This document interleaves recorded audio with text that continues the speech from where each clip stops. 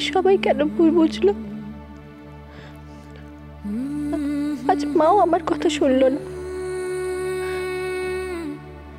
ও হয়তো আমাকে এবার ঘর থেকে বের করে দেবে। তার চেয়ে এই ভালো আমি নিজেই এই ঘর থেকে চলে যাই।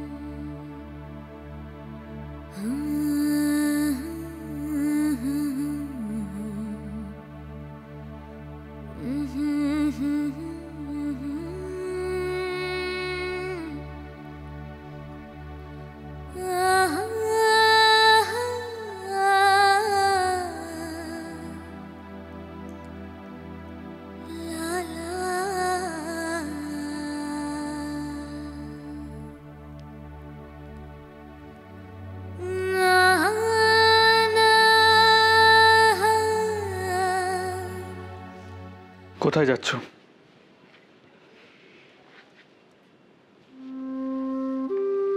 কি হলো বলো? এত রাতে এই ঘর ছেড়ে কোথায় যাচ্ছ তুমি? গেস্ট রুমে। কেন? আমি জানি তুমিও আমাকে খুব খারাপ ভাবছো। আমি ইচ্ছে করে দিদিভাইকে ঠেলে আগুনে ফেলে দিয়েছি। আমি জানি না আমি সবাইকে কি করে বোঝাবো এটা ভুল। মা আমাকে বলেছে আমি মায়ের কোনো কাজ করতে পারবো না, এমনকি বাড়ি ঠাকুর ঘর রান্নাঘর কোথাও যেতে পারবো না আমি।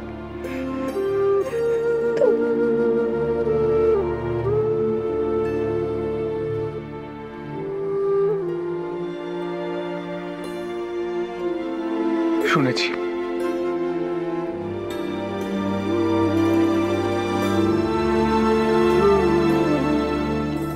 তাই তুমি নিজের ঘর ছেড়ে গেস্ট রুমে চলে যাচ্ছ, কিন্তু কেন? মা আমার হাতে জলস্পর্শ করবে না বলেছে। তুমিও নিশ্চয়ই বলবে কনক তোমার মতো মেয়ের সাথে আমি এক ঘরে থাকতে চাই না। সত্যি তো আমি খারাপই। তোমাদের চোখের সামনে যেটা করবে সবাই তো সেটাই মানবে। কেন কেউ আমাকে ক্ষমা করবে? তাই আমি আগেই ঘর থেকে চলে যাচ্ছি। তুমি কিছু বলার আগে এই মুখ আমি আর কাউকে দেখাতে চাই না।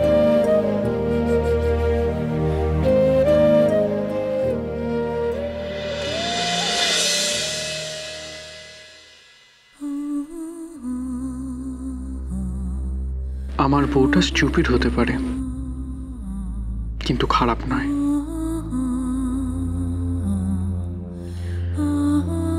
আমি বিশ্বাস করি তুমি নিজের ক্ষতি করে অন্যের ভালো করতে পারো, কিন্তু অন্যকে কখনো বিপদে ফেলবে না। তুমি সেরকম নও। আর কনক, আমরা সাধারণ চোখে যা যা দেখি সেগুলো সবসময় সত্যি নাও হতে পারে। হতে পারে আমরা সবাই কোথাও একটা ভুল করছি।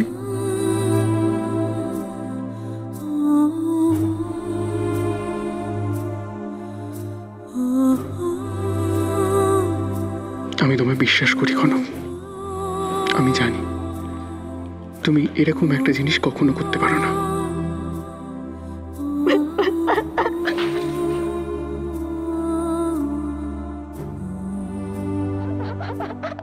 আচ্ছা হয়েছে, আর কাঁদে না।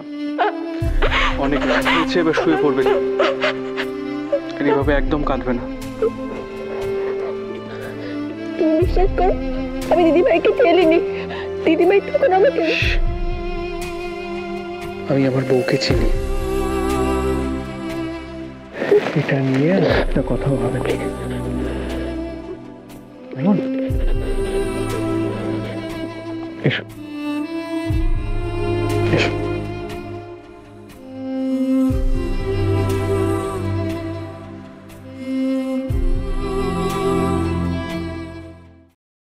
তাই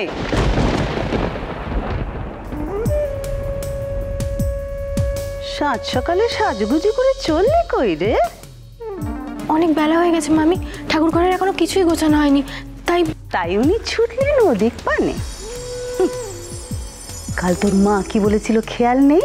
হ্যাঁ, তোর ওই পাপের হাতের ছোঁয়া কেউ নেবে না কো। আর এ বাড়িতে তো ছোট গিন্নির কথা ঠাকুর উঠবোস করেন, তাই উনি তোর পাপের হাতের ফুল নেবেন ভেবেছিস? আমি তো রোজই ঠাকুর ঘর সাজাতাম মামি। যা করতিস করতিস, এখন আরো সব করে কাজ নেই কো। শোন, যাচ্ছে তুই যা বরং ঝিলমিলের ঘরে। হ্যাঁ, মেয়েটা হাত পা ব্যথায় ছটফট করছে, যা গিয়ে ওর সেবা টেবা করে দিয়ে আয়।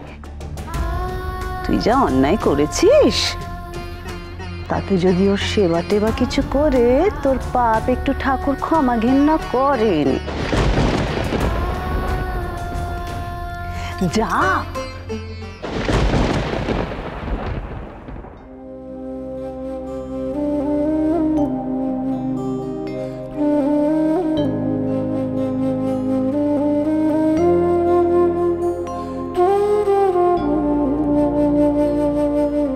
ও বড় বৌমা, কি ব্যাপার বলো তো? বেলা এত হয়ে গেল, এখনো তো পুজোর গোছগাছ কিচ্ছু হয়নি। তাই তো দেখছি মা, রোজ তো এতক্ষণে কনকের সব গোছানো হয়ে যায়, তাই ভাবলাম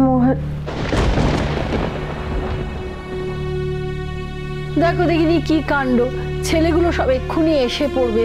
বৌরানী গেল কোথায়? আর বৌরানী সে যা করে বেড়াচ্ছে। না, কনকের তো আবার ঠাকুর ঘরে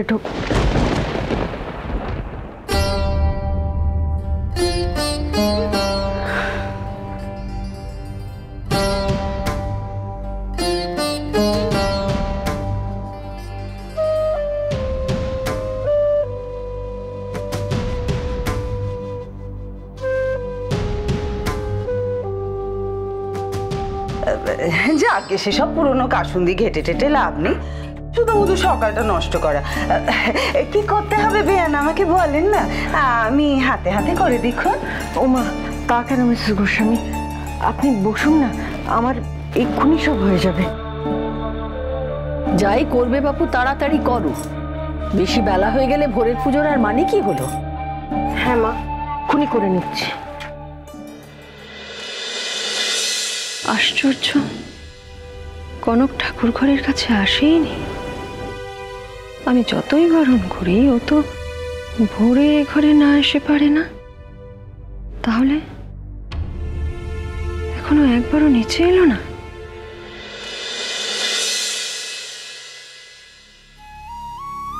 ঠাকুর ঘরে আজ কিছুই গুছিয়ে দিয়ে আসতে পারলাম না। মা বড় মা কি সব করতে হবে, কিন্তু কি করতাম আমি? এখানে তো দিদি ভাইয়েরও কষ্ট হচ্ছে, এই সময় হয়তো হাত পা একটু ঝিমঝিম করে। হাই, কি রে, তোকে আমার পায়ে হাত দিয়ে বসে বসে ভাবার জন্য আমি ডেকে পাঠিয়েছিলাম? আরে যদি ভাবতে নিচের ঘরে গিয়ে ভাবতো, এখন তোকে পা টিপতাম না। ছাড়, ছেড়ে দে, ছেড়ে, পা টিপতে হবে না দিদি ভাই, দিচ্ছি তো। আসলে আজ ঠাকুর ঘরে একটু পুজোর কাজ করতে পারলাম না তো, তাই ভাবছিলাম।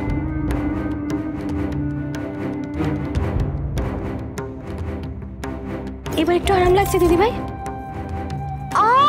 বাপরে কনক, তুই আমার পা টিপছিস না, হাড়গুলো ভাঙছিস বলতো? ও বাবা, কি জোর লাগলো! আরে বাপরে, তোকে ডাকাটাই আমার ভুল হয়েছে। ছাড় ছাড় বাবা, তুই করিস না, ছেড়ে দে। উফ বাবা, লাগলো। এবার আর লাগছে দিদি ভাই? কি রে কনক তুই? হ্যাঁ কনক, এটা আমার পা, এটা তো রান্নাঘরে শিল নোড়া না, একটু আস্তে করে দিবি। সত্যি বাবা, কেন যে তোকে ডাকলাম। উফ বাবা, পায়ে না টান ধরে গেল রে।